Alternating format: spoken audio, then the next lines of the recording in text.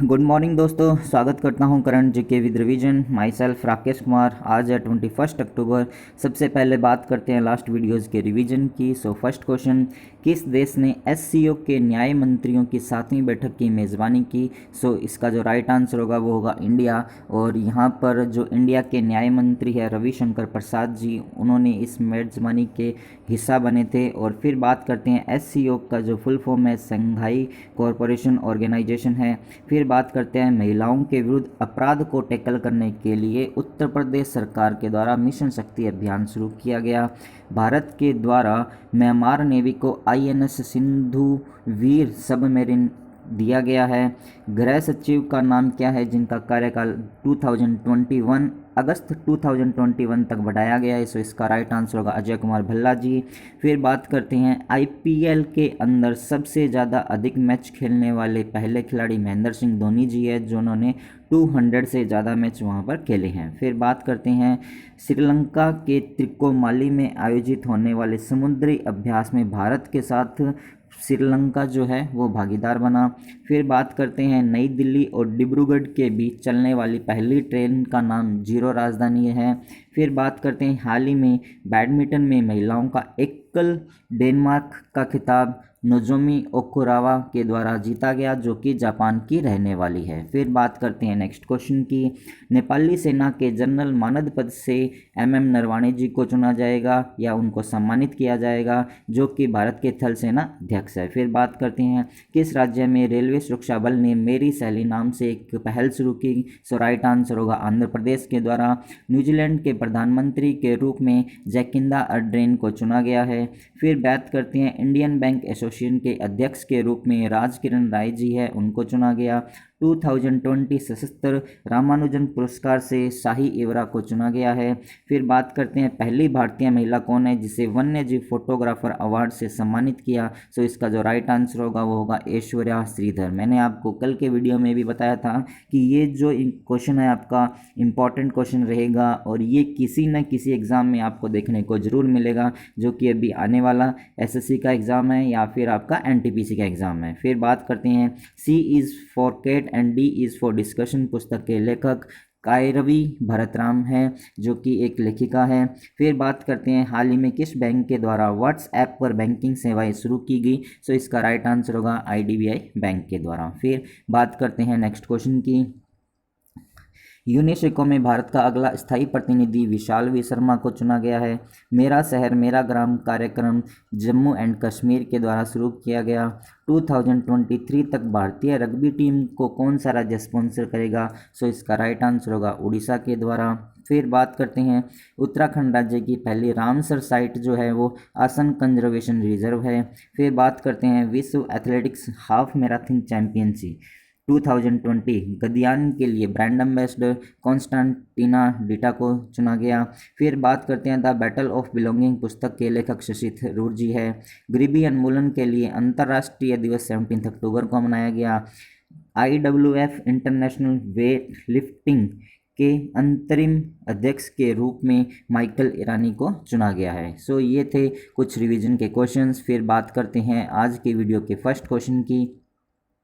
IS द्वारा पहली बार कौन से पुरस्कार प्रदान किए गए हैं? इसका जो राइट आंसर है वो होगा option D all of the above. फिर बात करते हैं सबसे पहले अपने विश्वेश्वरैया अवार्ड। ये जो अवार्ड है बेसिकली उन कंट्रीज़ को प्रोवाइड करवाया जाता है जिन्होंने अभी सबसे ज़्यादा सोलर कैपेसिटी इंस्टॉल की है। इस बार का जो ये प्राइज़ दिया गया है वो एशिया पैसिफिक रीजन के लिए जापान कंट्री को दिया गया है। यूरोप एंड अदर जो रीजन्स हैं उनके लिए नीदरलैंड जो कंट्री है उसको ये प्राइज़ या अवार्ड प्रदान किया गया है। फिर बात करते हैं कल्पना चावला अवार्ड की। कल्पना चावला अवार्ड उन साइंटिस्ट या इंजीनियर्स को प्रोवाइड करवाया जाता है जिन्होंने सोलर एनर्जी के फील्ड में आउटस्टैंडिंग कंट्रीब्यूशन किया है। इस बार का जो ये अवार्ड है वो डॉक्टर भीम सिंह जो कि IIT दिल्ली से हैं और डॉक्टर ऐसा एल न्यूमाई जो कि दुबई या फिर अपने बात करें यूएई की रहने वाली है और Delhi electricity and water authority के अंदर वर्क करती है। फिर बात करते हैं दिवाकर अवार्ड, ये उन ऑर्गेनाइजेशन या इंस्टीट्यूशन को प्रोवाइड करवाया जाता है जो कि डिफरेंटली एबल्ड जो पीपल होते हैं उनके लिए मैक्सिमाइज बेनिफिट सोलर एनर्जी के फील्ड में किस तरह से वो हो सकते हैं। सो ये प्राइज़ जो दिया गया है अर्पणा इंस्टीट्यूट हरियाणा के लिए, हरियाणा और जो आरूसी सोसाइटी है उसको ये प्राइज़ प्रोवाइड करवाए गए हैं। सो ये कुछ बातें थी आईएसए ने जो पहली बार पुरस्कार दी हैं उसके बारे में। फिर यदि अपने बात करते हैं यहाँ पर आईएसए जो है इसकी full form international solar alliance है। ये अभी कुछ दिन पहले ही फ्रांस के अंदर इसका एक समिट हुआ था जिसके अंदर इंडिया को इसका मुख्य न्याय अध्यक्ष चुना गया है और जो फ्रांस है उसको वाइस अध्यक्ष चुना गया है। फिर ये जो समिट हुआ था इसी के अंदर ये जो अवार्ड्स है इनकी घोषणा की गई थी। फिर बात करते हैं नेक्स्ट क्वेश्चन की, किस राज्य द्वारा कोंगाली बिहू त्यौहार मनाया गया। सो इसका जो राइट आंसर है वो होगा असम स्टेट के द्वारा ये त्यौहार मनाया गया। सो अपने ये जो त्यौहार है बेसिकली 3 पार्ट्स के अंदर बनाया जाता है या एक साल में 3 बार ये त्यौहार मनाया जाता है। सबसे पहले ये जो मनाया जाता है रोंगाली या फिर भोग बिहू के नाम से जाना जाता है जो कि अप्रैल मंथ के अंदर मनाया जाता है। फिर बात करते हैं कोंगाली या फिर काटी बिहू जो कि अक्टूबर के अंदर मनाया जाता है। फिर बात करते हैं भोगाली या फिर माघ बिहू जो कि जनवरी के अंदर मनाया जाता है। इस फेस्टिवल के अंदर बेसिकली क्या होता है कि जो भी असम के किसान हैं वो अपने घरों में या फिर अपने जो खेत हैं वहाँ पर दिए जलाते हैं और प्रार्थना करते हैं। इनमें जो सबसे ज़्यादा जो फेमस बिहू फेस्टिवल है वो रोंगाली बिहू फेस्टिवल है, ये सबसे ज़्यादा फेमस है। अब यदि अपने बात करते हैं यहाँ पर कोंगाली की, सो कंगाली का मीन्स यहाँ पर आप लोगों ने एक वर्ड सुना होगा हिंदी में कंगाली। कंगाली का मीन्स अपने क्या रखते हैं, पुअर्टी, गरीबी। सो ये जो त्यौहार है बेसिकली गरीबी से ही रिलेटेड है। फिर बात करते हैं बाकी के जो ऑप्शंस हैं उनकी, जैसे उत्तर प्रदेश की बात करते हैं तो उत्तर प्रदेश सरकार ने अभी मिशन शक्ति एक अभियान स्टार्ट किया है। जम्मू एंड कश्मीर की बात करते हैं तो मेरा शहर मेरा गर्व नाम से एक अभियान स्टार्ट किया गया। मिज़ोरम की यदि बात करते हैं तो इंडिया हैप्पीनेस इंडेक्स आई थी जिसके अंदर मिज़ोरम फर्स्ट पोजीशन पे रहा था। फिर अपने बात करते हैं यहाँ पर असम की बात की गई है तो बात करते हैं असम राज्य के बारे में। सो यहाँ पर आपको इंडिया का मैप शो किया गया है और ये वाला जो पोर्शन आपको दिखाया गया है असम स्टेट का शो किया गया है। सो ये जो वाला जो पोर्शन है असम का, इसके बारे में अपने बात करते हैं। ये जो पोर्शन है असम आपको दिखाया जा रहा है। असम के साथ इंडिया के डिफरेंट जो स्टेट्स हैं उनकी बाउंड्री टच होती है, जैसे कि आप अरुणाचल प्रदेश की बात कर सकते हो।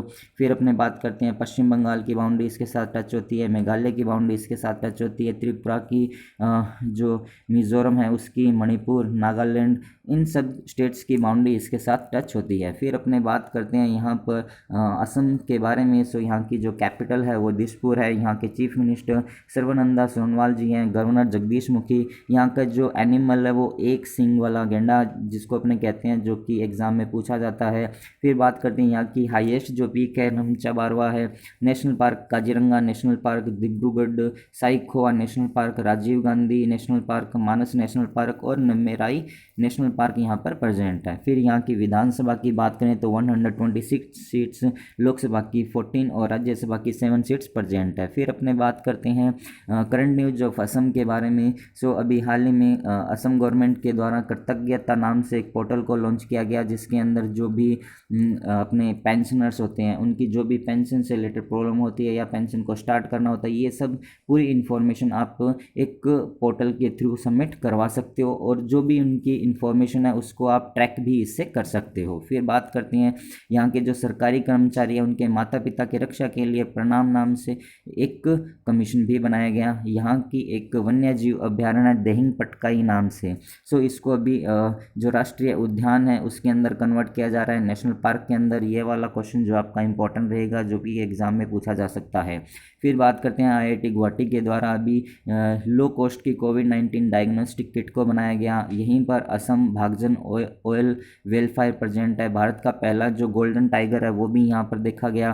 धन्वंतरी होम डिलीवरी मेडिसिन जो योजना है वो यहीं पर स्टार्ट की गई। भ्रमण सारथी जो योजना है वो भी यहीं पर स्टार्ट की गई है। प्रज्ञान भारती योजना स्टार्ट की गई। भारत का सबसे लंबा जो रोपवे है वो ब्रह्मपुत्र नदी पर प्रेजेंट है। और स्वामी विवेकानंद असम यूथ एनवायरनमेंट योजना स्वयं नाम से यहीं पर स्टार्ट की गई है। सो ये कुछ फैक्ट्स थे असम स्टेट के बारे में। फिर बात करते हैं, यदि आप लोगों को ये वीडियो पसंद आया हो तो आप इस वीडियो को लाइक कीजिएगा और आपके जो ग्रुप्स हैं उनमें शेयर भी कीजिएगा। सबसे मेन इंपॉर्टेंट बात है कि जब आप जो भी पर्सन इस चैनल को फर्स्ट टाइम देख रहे हैं, चैनल को सब्सक्राइब कीजिए और पास में जो बेल आइकन दिया हुआ है उसको आप ज़रूर प्रेस कीजिए। और जैसे ही आप बेल आइकन को प्रेस करते हैं तो आपके पास कुछ इस तरह का एक नोटिफिकेशन आता है, जिसके अंदर जो आपके पास ऑल वाला जो ऑप्शन है उसको आप सेलेक्ट कीजिएगा। जैसे ही आप इसको सेलेक्ट करते हो तो मेरे द्वारा दी गई हर इन्फॉर्मेशन का नोटिफिकेशन आपको मिल जाएगा। फिर बात करते हैं नेक्स्ट क्वेश्चन की। एशिया पावर इंडेक्स 2020 में सबसे शक्तिशाली देश कौन सा है? सो इसका जो राइट आंसर है वो होगा यूनाइटेड स्टेट। फिर बात करते हैं, ये जो इंडेक्स जारी किया जाता है वो सिडनी बेस्ड लोवी इंस्टीट्यूट है जिसके उसके द्वारा ये इंडेक्स जारी किया जाता है।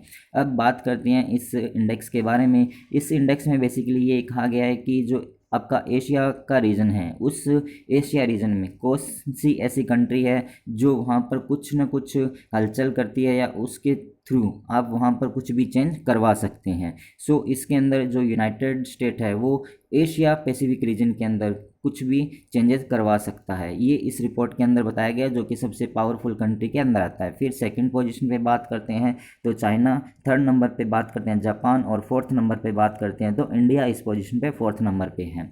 अभी अपने बात करते हैं यूनाइटेड जो स्टेट्स है उनकी उसकी पावर जो क्या हुआ है पहले से कम हो रही है और चाइना इसकी ओर आगे बढ़ रहा है। चाइना मोस्ट पावरफुल बनता जा रहा है। फिर ये था कुछ इस क्वेश्चन के बारे में फैक्ट। फिर बात करते हैं नेक्स्ट क्वेश्चन की।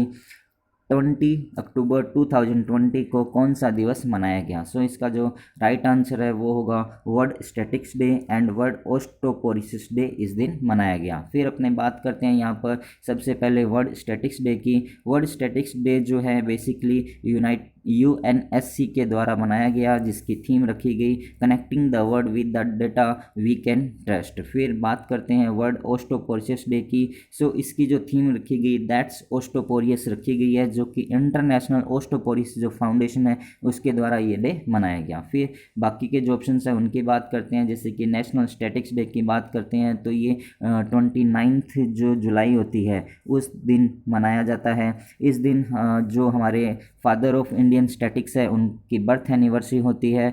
PC जो महाबलोनिस है उनका नाम है। फिर बात करते हैं वर्ल्ड फूड डे की। सो ये अभी 16 अक्टूबर को मनाया गया था। अभी यहाँ पर अपने जो बात की गई है ओस्टोपोरिसिस, यहाँ से साइंस के लिए एक क्वेश्चन आता है एग्ज़ाम के अंदर कि जो हमारी ओस्टोपोरिसिस है या फिर ओस्टोलॉजी है, बेसिकली ये क्या होती है? ओस्टोलॉजी जो होती है हमारी जो बोन्स होती है हड्डियाँ, उनकी जो स्टडी होती है उसको ओस्टोलॉजी कहा जाता है।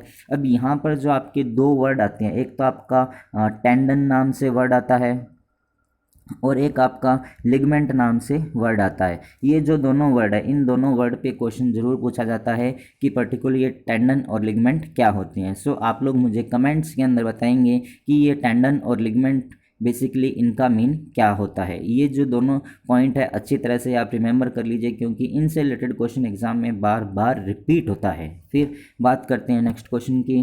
किस राज्य में डेयरी किसानों के लिए IIT मद्रास के द्वारा मुंह पे नाम से एक स्टार्टअप शुरू किया गया? इसका जो राइट आंसर होगा वो होगा राजस्थान।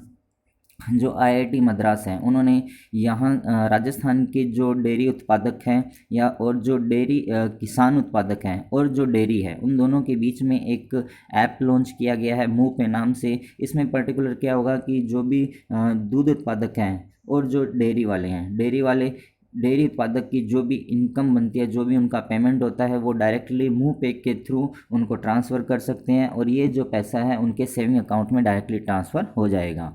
फिर बात करते हैं अपने यहाँ पे उत्तराखंड की। सो उत्तराखंड की यदि बात करते हैं तो यहाँ के जो मुख्यमंत्री है उन्होंने अभी हाल ही में एक स्कीम लॉन्च की थी, सोर्स व राजगर योजना। और तमिलनाडु की यदि बात करते हैं तो यहाँ के जो 2 पर्सन्स है, जैसे एम वीरा लक्ष्मी है जो कि भारत की पहली महिला एम्बुलेंस ड्राइवर बनी है।